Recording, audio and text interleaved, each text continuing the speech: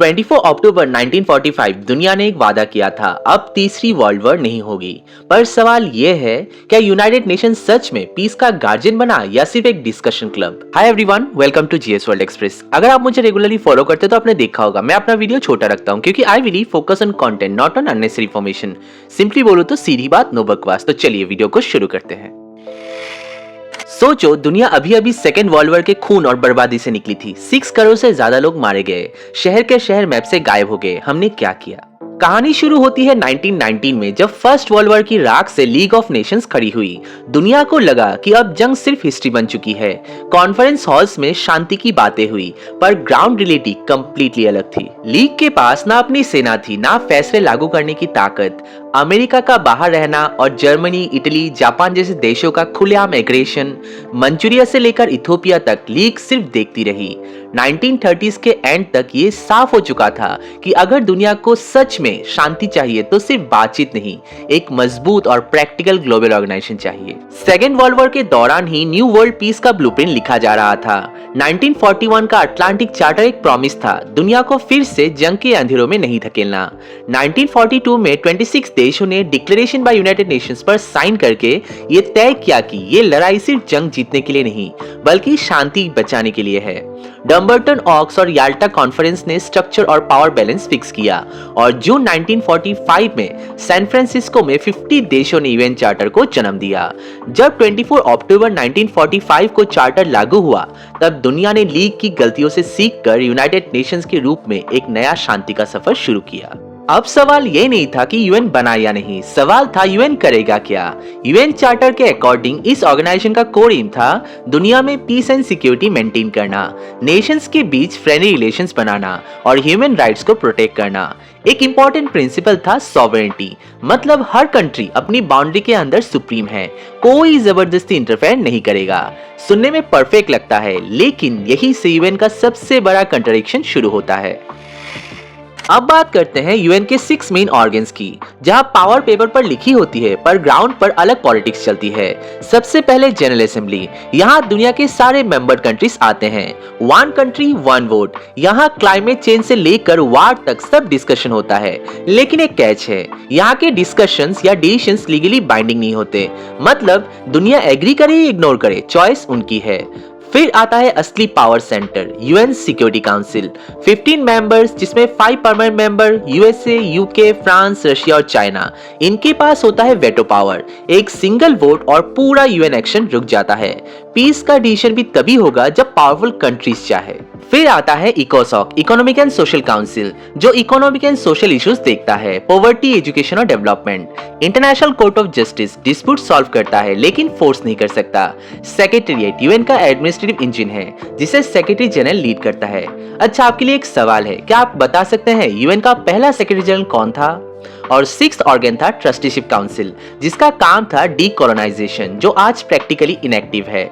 तो कहानी यही इंटरेस्टिंग हो जाती है। एक तरफ यूएन का जन्म हुआ वार को खत्म करने के लिए, दूसरी तरफ उसका स्ट्रक्चर ही ऐसा बन गया जहां पावर पीस से ज्यादा स्ट्रॉन्ग हो गया। और शायद इसी वजह से आज दुनिया पूछ रहा है, यूनाइटेड नेशंस एक सेवियर है या सिर्फ एक सिंबलिक स्पेक्टेटर? अगर यूनाइटेड नेशंस इतना ही वीक है तो सवाल उठता है, फिर दुनिया इसे मानता क्यों है? इसका जवाब मिलता है यूएन के काम में और उसके कुछ हिस्टोरिक अचीवमेंट्स में।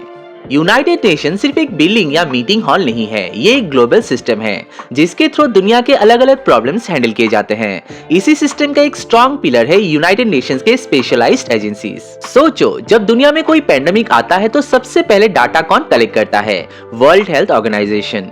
एजुकेशन, कल्चर और हेरिटेज को प्रोटेक्ट कौन करता है? यूनेस्को, जिसके अंडर ताजमहल, अजंता इलोरा जैसे वर्ल्ड हेरिटेज साइट बने।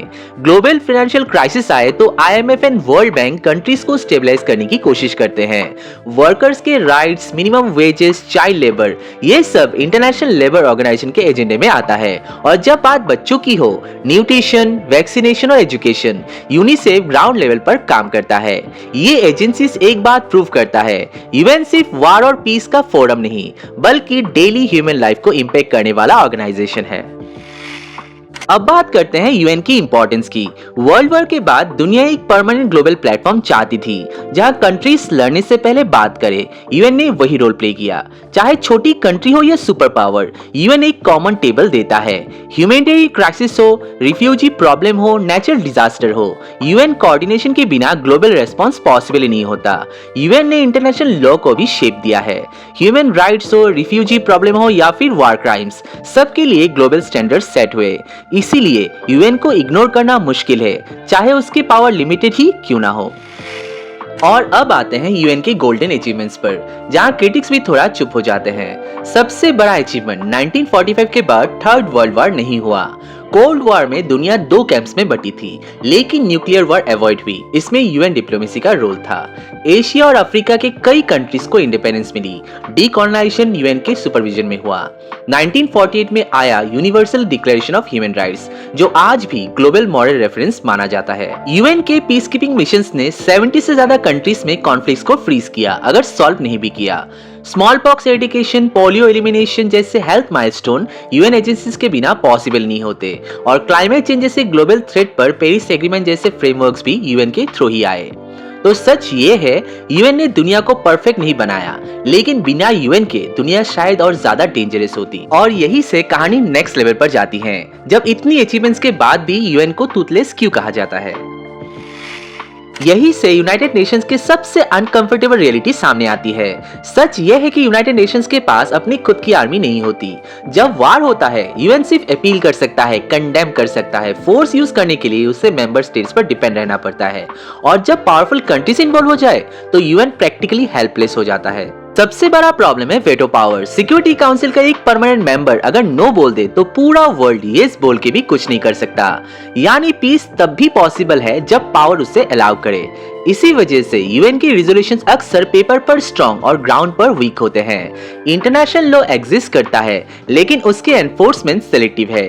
वीक कंट्रीज पर एक्शन होता है, स्ट्रॉन्ग कंट्रीज पर स्टेटमेंट्स। अब आते हैं रियल वर्ल्ड फेलियर्स पर, जहां यूएन के क्रेडिबिलिटी टेस्ट हुए और क्रैक्स दिखे। रशिया यूक्रेन वार। रशिया खुद सिक्योरिटी काउंसिल का परमानेंट मेंबर है। रिजल्ट, जब रशिया ने यूक्रेन पर इन्वेजन किया, यूएन एक्शन लेने से पहले ही वेटो की दीवार से टकरा गया। यूएन ने कंडेम किया, डिबेट्स हुए, लेकिन वार रुक नहीं पाया। इजराइल पैलेस्टीन कॉन्फ्लिक्ट, डिकेड से यूएन रिजोल्यूशंस पास होते आ रहे हैं, लेकिन रिपीटेडली यूएस वेटो की वजह से मीनिंगफुल एक्शंस ब्लॉक होता रहा। सीज फायर की बातें हुई, पर परमानेंट पॉलिटिकल सॉल्यूशन कभी एनफोर्स नहीं हुआ। India Pakistan issue, specially Kashmir, 1948 में यूएन रिजोल्यूशंस आए, लेकिन इंप्लीमेंटेशन कभी नहीं हुआ। टाइम के साथ इश्यू बायलैटरल डिप्लोमेसी के नाम पर साइडलाइन हो गया। यूएन देखता रह गया, डिसीजन स्टेट्स ने अपने इंटरेस्ट में लिए। China Taiwan Tibet issue, one China policy के कारण ताइवान यूएन का मेंबर नहीं बन पाया। तिब्बत और जिनजियांग जैसे इश्यूज पर ह्यूमन राइट्स कंसर्न रेज हुए, लेकिन चाइना के पावर ने यूएन को कॉशियस बना दिया। इसी से एक और डीपर क्रिटिसिज्म निकलता है। यूनाइटेड नेशंस आज भी वर्ल्ड वॉर 2 के पावर स्ट्रक्चर पर चल रहा है। 1945 के विनर्स आज भी ग्लोबल डिसीजंस कंट्रोल करते हैं।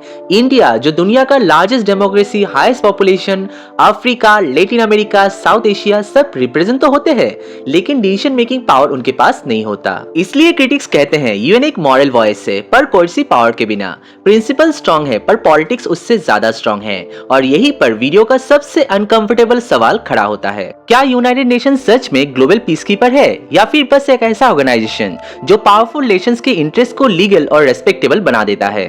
कंक्लूजन सिंपल है, यूएन परफेक्ट नहीं है, पर इररिलेवेंट भी नहीं। रिफॉर्म के बिना यूएन वीक रहेगा, और रिफॉर्म तब तक इम्पॉसिबल है जब तक पावर खुद अपनी पावर छोड़ने को रेडी ना हो। तो सवाल आपसे है, क्या यूनाइटेड नेशन सच में दुनिया को प्रोटेक्ट कर रहा है, या सिर्फ पावरफुल कंट्रीज को ही प्रोटेक्ट कर रहा है। आई होप ये वीडियो आप लोगों को इन्फॉर्मेटिव लगा होगा। मिलते हैं अगले वीडियो में, तब तक के लिए स्टे हंग्री, स्टे फुलिश। जय हिंद।